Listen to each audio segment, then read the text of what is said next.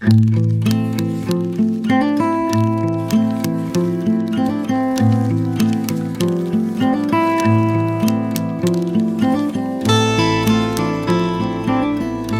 are moments in our lives when we're shaped by what happens to us, and there are moments when we are transformed.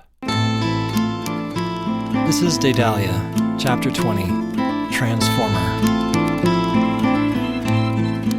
I'm Ben Wakeman. I wrote this story, narrated it, and composed the music you're hearing. You're experiencing it in the way I first imagined it, as a world, a ritual, or perhaps a dream you fall into and float out of each week. If the story of Daedalia pulls you in, you can subscribe or leave a comment on my website, catchrelease.net. That's how I know you're out there.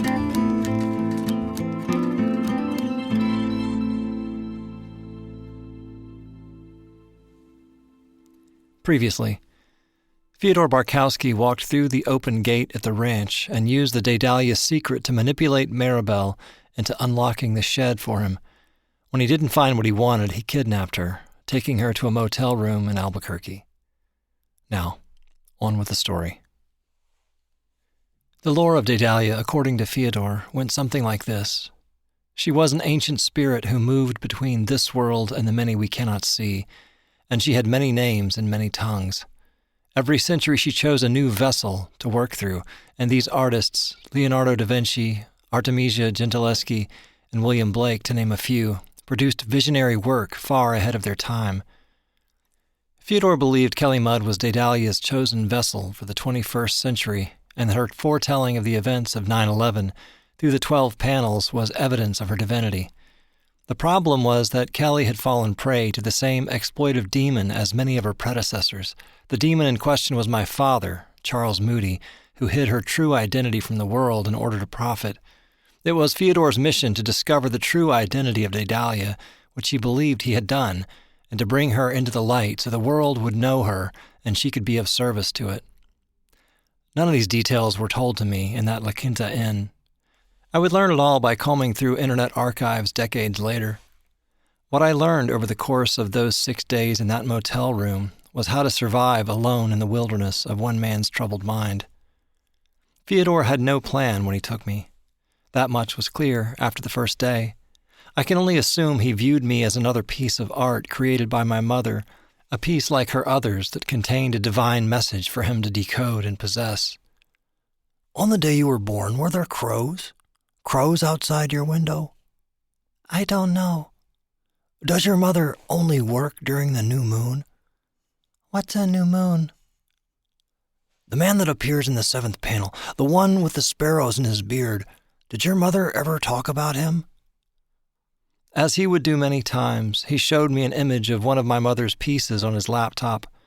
I had seen very little of Daedalia's work up to that point in my life. I was forever competing with her for my mother's attention, so what little I had seen, I hadn't examined with any real interest. But when he showed me the image, I pretended to study it very carefully. I even asked him to make it bigger. I couldn't see a bearded man, and I didn't know what sparrows were, but I had learned it was better to play the role he wanted me to play in this game. Yes, I told him. She said he was a hero, like a transformer. His eyes lit up when I said this. He leaned back in his chair and stroked his beard. Then he turned his attention back to his computer and became completely immersed in typing. I drifted slowly away to my corner of the room, where I played with the alligator transformer he had given me. They say children can adapt to anything, and it's true. After a couple of days, I accepted this new reality for however long it would last. He let me eat things I wasn't allowed to eat, like Fruit Loops, gummy worms, and Doritos. He allowed me to watch anything on TV so long as it wasn't too loud, and he didn't need help with his mission. He barely slept. In fact, I don't remember ever seeing him asleep, but he must have. I missed Maria. I missed Lefty reading stories to me and sometimes falling asleep, his long body stretching the length of my bed like a fortress wall, protecting me from whatever monsters I imagined outside my window. I cried myself to sleep, fighting to loosen the knots in my belly. If Fyodor heard me crying, he would come lay next to me, and it was a terrible feeling, wanting that physical comfort and simultaneously being repulsed by it.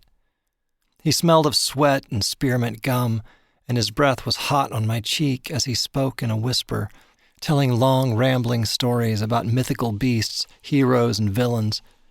When he spoke of my mother, it was always in the possessive. "My Kelly, she's too good for this world. That's why she was chosen. But Daedalia is an agent of chaos and can't be trusted. The salesman," that's how he referred to my father, "can't protect her, will not protect her, because he only seeks to profit from what he believes is his golden goose." He would go on like this as he stroked the length of me with his heavy hand until I stopped crying, not because I was soothed, but because I did the only thing a small animal can do when trapped, become so still that maybe the predator will lose interest. I don't think he ever touched me in a sexual way, but as I've said before, I can't trust my memories. As the days progressed, Fyodor became increasingly erratic, swinging from manic states where he would pace the room cursing the names of demons he believed were coming for him, to long periods of staring into his computer in a near catatonic state. Toward the end, he had stopped leaving the room. There was no more food. I drank water from the sink. I watched TV with the sound muted because the noise made him more agitated. On the night of the 6th day, I had a dream so vivid that I recall it with more certainty than anything I've recounted so far. I was inside one of my mother's paintings, being chased through a maze of hedgerows by a lumbering beast that growled like distant thunder rumbling through a dark, fetid cavern that dripped with condensation as it panted after me. The sun was setting on the horizon, the sky aflame with color, and I was trying to reach it, but the path kept diverting me. I heard her voice singing to me. I don't remember Kelly ever singing to me, but I knew it was her. I wanted her to stop the stupid singing and help me.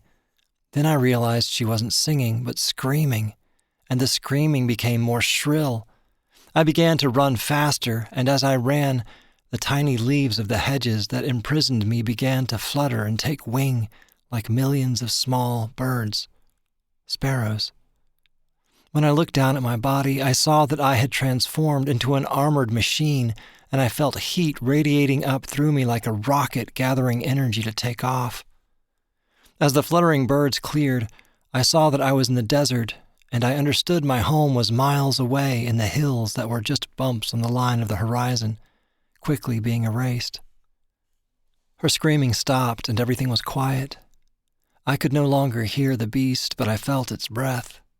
Then one word, not spoken, but transmitted, rang through every bone of my body like a tuning fork. "Run!" My eyes shot open. The hotel room was dark except for a sliver of light from the parking lot that peeked through the drapes. Fyodor had been in the bed next to me. The depression he left in the mattress and the dampness of his sweat on the sheets and on my skin almost made me vomit. I could see the light from under the bathroom door, and I could hear him muttering and grunting in there. The heavy chair was no longer in front of the motel room door. Without stopping to find my shorts or my toys, I rushed to the door. On my tiptoes, I was able to just reach the safety bar and flip it over.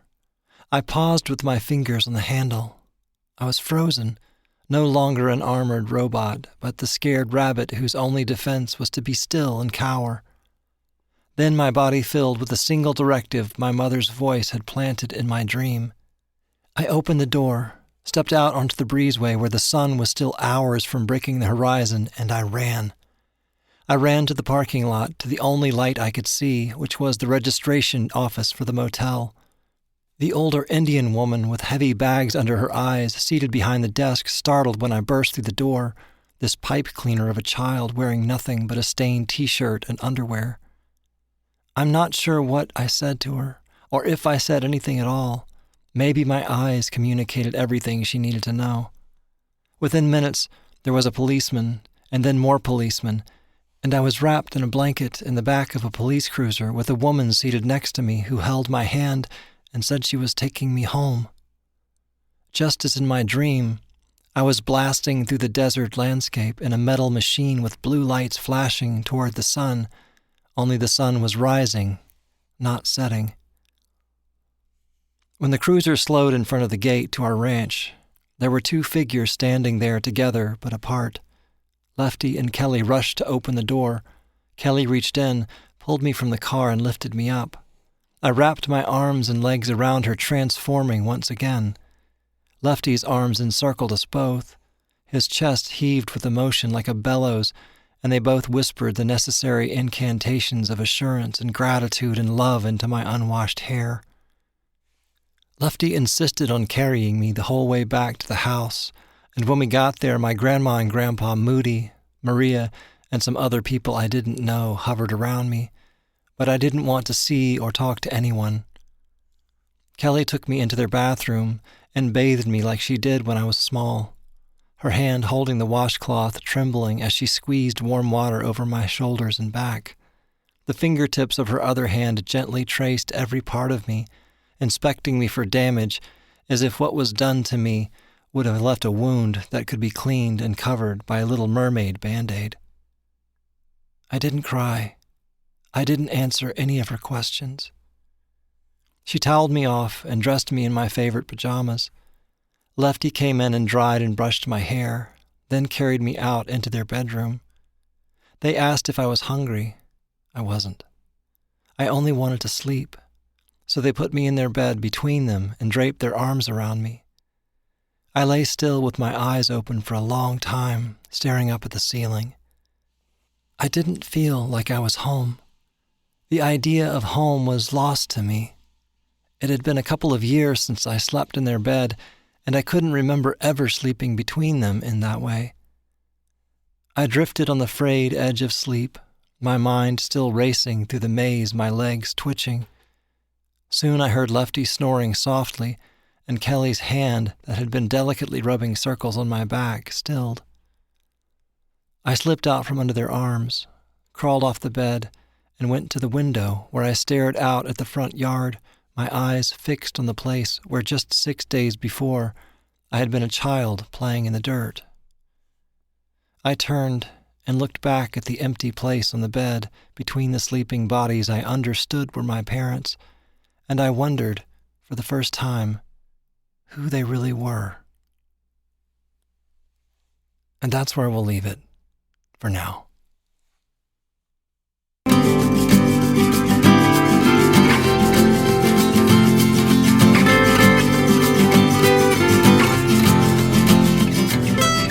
If this chapter stayed with you, I'd love to hear what lingered.